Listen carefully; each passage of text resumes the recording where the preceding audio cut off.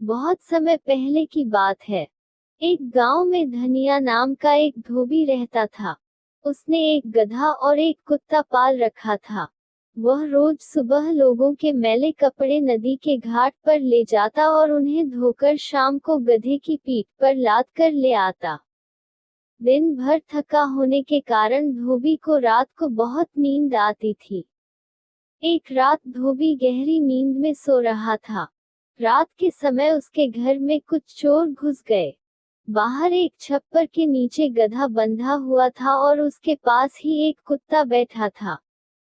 गधे ने कुत्ते से कहा, देखो भाई, घर में चोर घुस आया है। तुम इस घर के चौकीदार हो।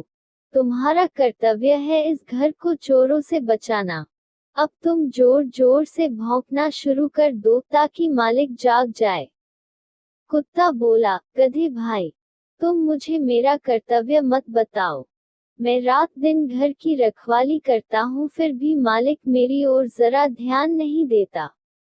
इसलिए मालिक का थोड़ा बहुत नुकसान होने दो ताकि उसे मेरी कीमत का पता चले।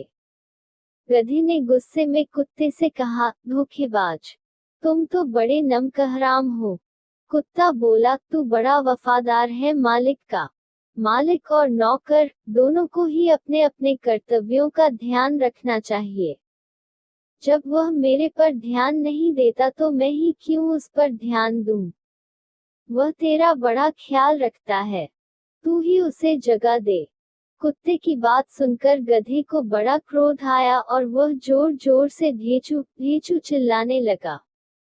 धोबी गहरी नींद में था, परंतु गधे की आवाज सुनकर उसकी नींद टूट गई। धोबी को बहुत गुस्सा आया। उसने एक मोटा डंडा उठाया और बाहर आकर गधे पर पीटने लगा।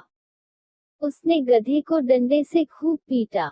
गधा अधमरा सा होकर धरती पर गिर पड़ा।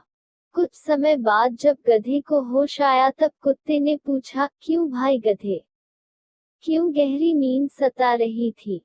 गधे ने उसकी बात सुनकर कहा, नहीं कुत्ते भाई, अब मैं समझ गया कि जिसका काम उसी को साजे दूसरा और करे तो डंडा बाजे।